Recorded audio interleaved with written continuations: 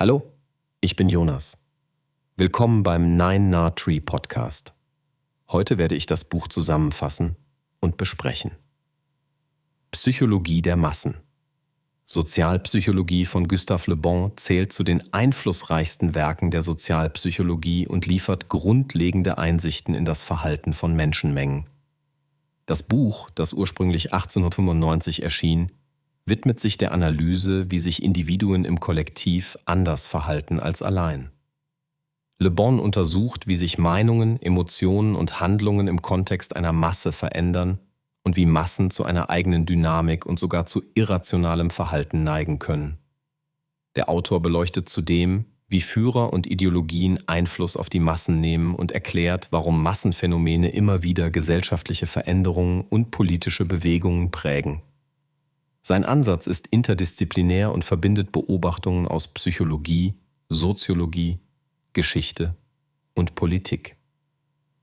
Le Bons Gedanken sind bis heute aktuell und werden in vielen Bereichen wie Marketing, Politik und gesellschaftlicher Transformationsforschung herangezogen.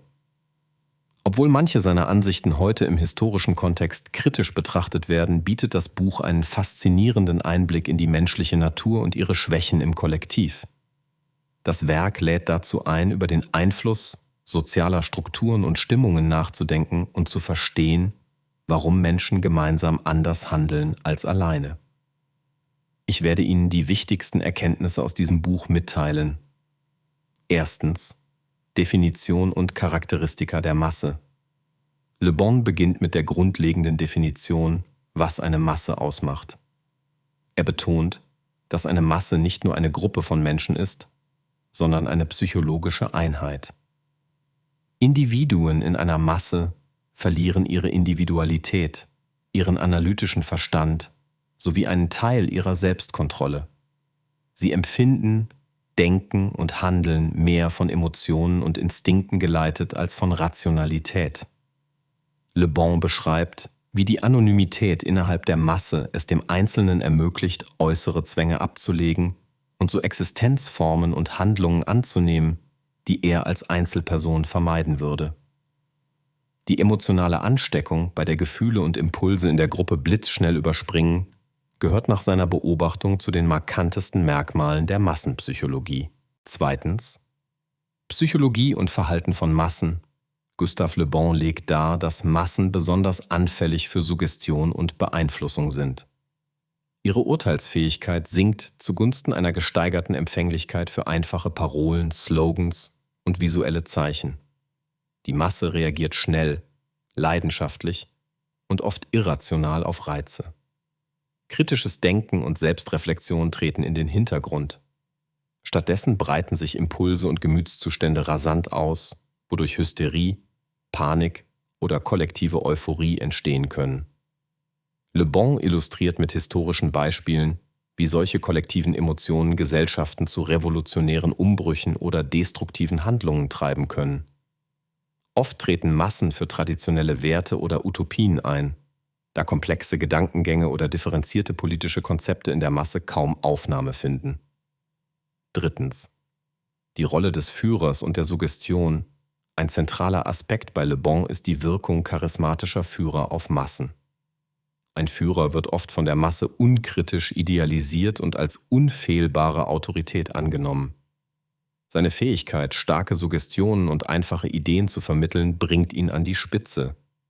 Le Bon beschreibt, wie ein geschickter Führer mit einfachen, oft emotional aufgeladenen Botschaften die Masse lenkt.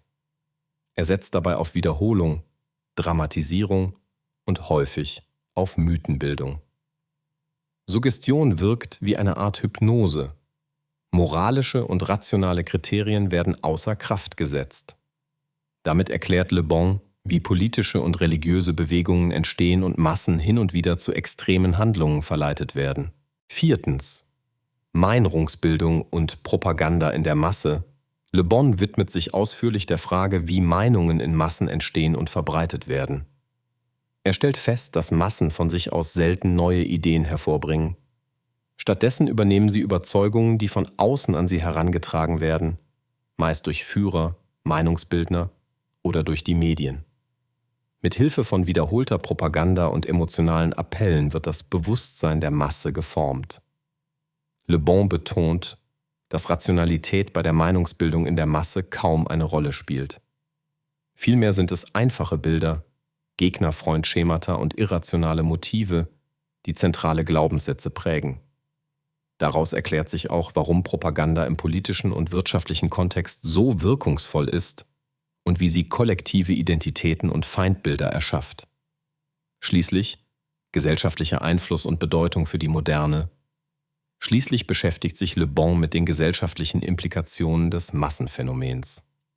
Er argumentiert, dass Massen nicht nur Produkte ihrer Zeit sind, sondern ihre Epoche mitprägen.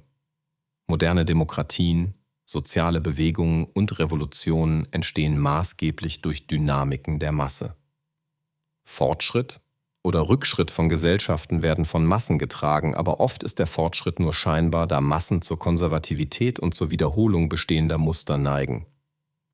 Le Bons Analyse ist besonders für das Verständnis von Populismus, Medienhysterie und kollektiver Mobilisierung in der heutigen Welt relevant.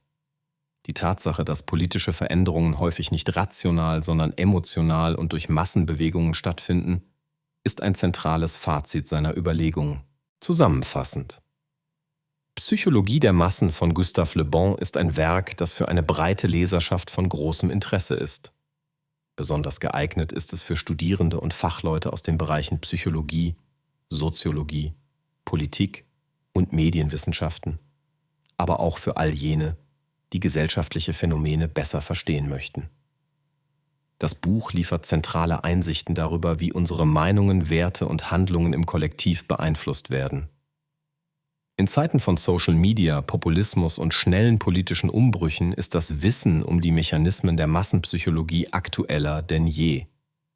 Die Fähigkeit, Massenphänomene und Manipulation zu durchschauen, kann helfen, eine kritischere und verantwortungsvolle Haltung gegenüber gesellschaftlichen Entwicklungen einzunehmen. Im Vergleich zu anderen Büchern über Gruppenverhalten bietet Le Bons Klassiker eine konsequente, tiefgehende und zugleich historische Perspektive auf das Thema, die bis heute in wissenschaftlichen Diskussionen und der Praxis relevant ist. Wer verstehen will, warum Menschenmengen oft anders handeln, wie Führer die Meinungen steuern und wie gesellschaftliche Umwälzungen entstehen, sollte dieses Buch unbedingt lesen. Es vermittelt nicht nur Wissen, sondern auch ein Bewusstsein für gesellschaftliche Verantwortung und Schutzmechanismen gegen Manipulation und Massenwahn. Wenn Sie unterstützen möchten, Gustave Le Bon, können Sie das Buch über den Amazon-Link kaufen, den ich in der Podcast-Beschreibung angegeben habe. Lassen Sie mich nach dem Lesen des Buches wissen, was Sie davon halten, und teilen Sie Ihre Gedanken mit. Bis bald.